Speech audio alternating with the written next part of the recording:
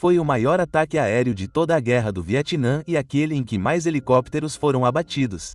A operação foi uma aposta desde o início e logo deu errado. No entanto, as equipes dos helicópteros e, principalmente, seus artilheiros mostraram o quão corajosos podiam ser, arriscando suas vidas repetidamente para ajudar seus companheiros. No início de 1971, os comandantes americanos lançaram a Operação Lenson 719, uma tentativa ousada de atacar o Laos. A missão era atingir um importante centro de suprimentos inimigo perto da vila de Chapon e cortar a trilha Ho Chi Minh, a linha de vida que os norte-vietnamitas usavam para mover tropas e armas para o sul. Essa trilha atravessava as montanhas cobertas de selva do Laos, e Washington queria fechá-la de uma vez por todas. Mas havia um porém. Apenas um mês antes, o Congresso havia aprovado uma lei proibindo as forças terrestres americanas de pisar fora do Vietnã do Sul. Portanto, essa operação teve que depender inteiramente das tropas sul-vietnamitas para o combate terrestre, enquanto as forças americanas forneceriam o apoio aéreo. Isso significava que o ARVN, abreviação de Exército da República do Vietnã, estaria sozinho no solo pela primeira vez. Era o primeiro teste real para saber se eles conseguiriam conduzir a guerra sozinhos. E para conseguir isso, os EUA usaram quase tudo o que tinham no ar. Quase todas as aeronaves no Vietnã foram designadas para este único ataque. Para apoiar a operação, helicópteros de transporte, ataque e resgate médico voaram para o Laos. E neles estavam os homens com uma tarefa crucial, pendurados nas laterais dos helicópteros e dando o melhor de si para ajudar seus aliados no solo. A sobrevivência dos helicópteros dependeria dos artilheiros das portas, que impediriam sua destruição total. Para ter uma ideia melhor, os helicópteros não tinham nenhuma blindagem, e você poderia literalmente perfurar a pele de alumínio e amassá-la. Portanto, não havia proteção contra o fogo. E para piorar as coisas, eles estavam prestes a enfrentar o fogo antiaéreo mais pesado de toda a guerra no Sudeste Asiático. O plano para a operação era enviar unidades blindadas sul-vietnamitas correndo pela rodovia 9 em direção a Chapon enquanto helicópteros americanos inseriam a infantaria ARVN ao redor da rodovia para cortar os reforços inimigos e destruir os esconderijos de suprimentos. Mais de 12.000 soldados sul-vietnamitas cruzaram a fronteira. Para muitos deles, esta era a primeira vez voando, mas também a primeira vez lutando. No entanto, ninguém sabia que muito em breve cerca de 60.000 soldados norte-vietnamitas se reuniriam para detê-los e que eles já estavam bem cientes do ataque que se aproximava. Eles tinham muito tempo para se entrincheirar, estabelecer zonas de emboscada e preparar defesas antiaéreas. Eles teriam até tanques, o que também não foi levado em consideração. A inteligência americana também presumiu erroneamente que os reforços inimigos levariam 14 dias para chegar marchando, mas eles estavam muito mais perto, muito mais rápidos e em muito maior número. Desde o início da missão, os problemas começaram a se acumular rapidamente. A primeira coisa foi a barreira linguística entre as forças do EUA e da ARVN. Eles tinham seus intérpretes, mas assim que a batalha começou, a comunicação se tornou caótica devido às idas e vindas das traduções. A coluna blindada mal conseguiu chegar à metade do caminho para Chapone antes de ser atolada por fogo pesado, e a missão começou a desandar muito rápido. Foi quando o alto comando fez uma tentativa desesperada de resolver a situação. Eles decidiram enviar tropas por helicóptero diretamente para 3 zonas de pouso avançadas chamadas Lolo, Lis e Sofia para flanquear o inimigo e dar início ao avanço paralisado. Mas quando os helicópteros se aproximaram das LZS, eles puderam ver centenas e centenas de soldados inimigos camuflados se movendo entre as árvores como um tapete vivo. Ninguém poderia imaginar que estariam lá em tal número.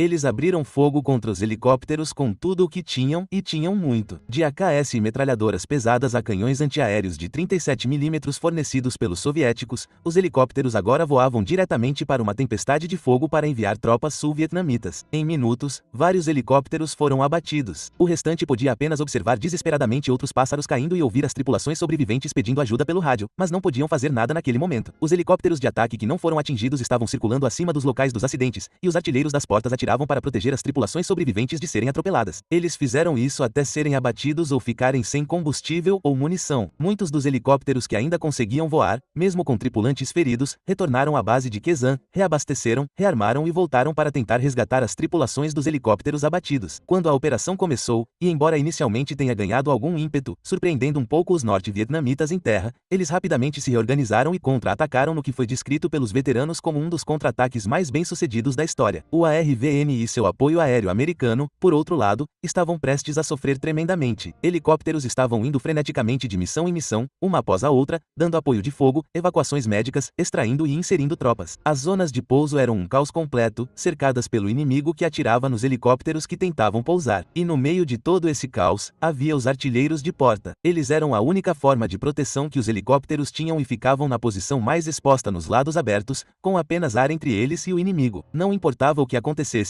eles não podiam parar de atirar ou então todos estariam mortos. Então, Antes de prosseguirmos, precisamos falar sobre eles e o que tornava o que estavam fazendo quase insano. A primeira coisa a ter em mente é que, como dissemos, eles estavam voando em zonas de pouso perigosas sob fogo em aeronaves que não aguentavam um tiro. Quando você considera isso, entende por que quase metade de todos os helicópteros mobilizados durante a Guerra do Vietnã caíram. E acrescente a isso que essas aeronaves eram pilotadas por pilotos jovens, muitas vezes treinados às pressas, muitos dos quais estavam realmente aprendendo sob fogo real. E, além de tudo isso, adicione os primeiros helicópteros não tão confiáveis operando em calor e umidade extremos com um monte de norte-vietnamitas furiosos. A proteção contra fogo terrestre, antes garantida pela velocidade do helicóptero, provou-se insuficiente, levando as tripulações a buscá-la. Um típico UH-1 Huey que caracterizava a guerra tinha um piloto, um copiloto e um chefe de equipe. E esse chefe de equipe era o primeiro a começar a ficar pendurado na porta lateral com uma metralhadora M60 presa com um arnês ou corda elástica e tentar disparar fogo de cobertura durante os pousos. Eles logo perceberam que uma arma de um lado não era suficiente. Adicionaram um quarto homem, artilheiro de porta.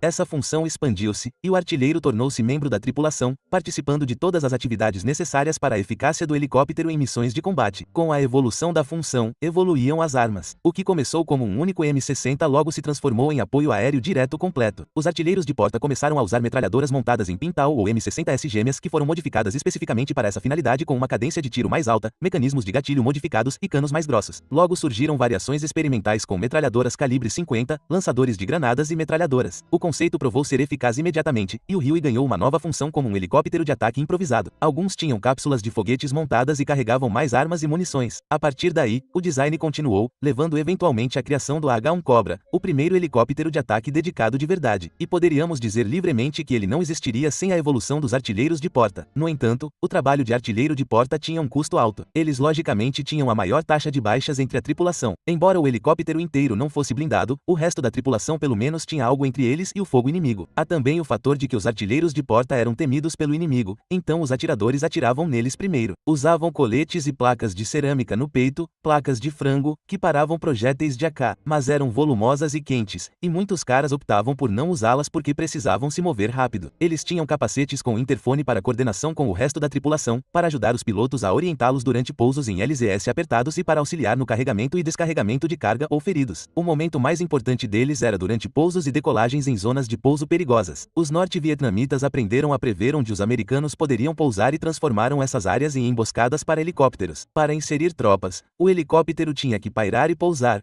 ponto em que era um alvo fácil para o fogo inimigo. Durante a aproximação e a decolagem, os artilheiros da porta controlavam o fogo contínuo para suprimir o inimigo e, com o tempo, para a infantaria aerotransportada descer e se proteger, e também para eles próprios não serem abatidos, de preferência. Mas eles também eram muito úteis em missões de caça e destruição, eliminando inimigos pegos em campo aberto e apoiando unidades terrestres em apuros com fogo preciso. Eles tinham que ser muito bons atiradores porque estavam atirando de uma plataforma móvel e vibrante em um alvo móvel no solo. Então, eles tinham que fazer todos os tipos de ajustes em seus tiros para atingir o que queriam. Eles sempre miravam na frente ou atrás do alvo pretendido. Portanto, era necessário um grande volume de fogo para que fossem eficazes. Voltando à Operação Lanson, aquela região no Laos era tão crítica para a guerra que os EUA a bombardeavam havia anos com mais explosivos por quilômetro quadrado do que qualquer outro país na história. Isso não é exagero. Milhares de missões de bombardeiros B-52 haviam destruído a trilha Ho Chi Minh, mas de alguma forma ela ainda estava em funcionamento. Então, dessa vez, o objetivo era cortar a artéria de uma vez por todas e sair vitorioso. A operação começou com uma demonstração avassaladora do poder aéreo e de artilharia americano. Então, chegou a força principal das tropas, a RVN. Muitas delas eram jovens, mal treinadas, inexperientes e mal preparadas para uma luta dessa escala. E desde o início, as coisas deram errado. A primeira coisa foi o terreno, onde a visibilidade era quase zero, e o inimigo o conhecia intimamente. O EVN estava operando lá há anos. E o mais importante, eles previram o ataque. Então, quando os primeiros helicópteros cruzaram a fronteira, eles já estavam entrincheirados com armamento pesado. Agora, quando a batalha começou, a única maneira de transportar tropas, suprimentos e feridos da RVN pela selva era de helicóptero. Durante dias, houve dezenas de inserções, extrações, missões de reabastecimento e evacuações médicas. E cada uma delas era um pesadelo para as equipes de helicópteros que voavam em meio a nuvens de fogo antiaéreo. Os helicópteros estavam sendo abatidos em uma taxa massiva, e as perdas se acumulavam rapidamente. Na LZ Lolo, por exemplo,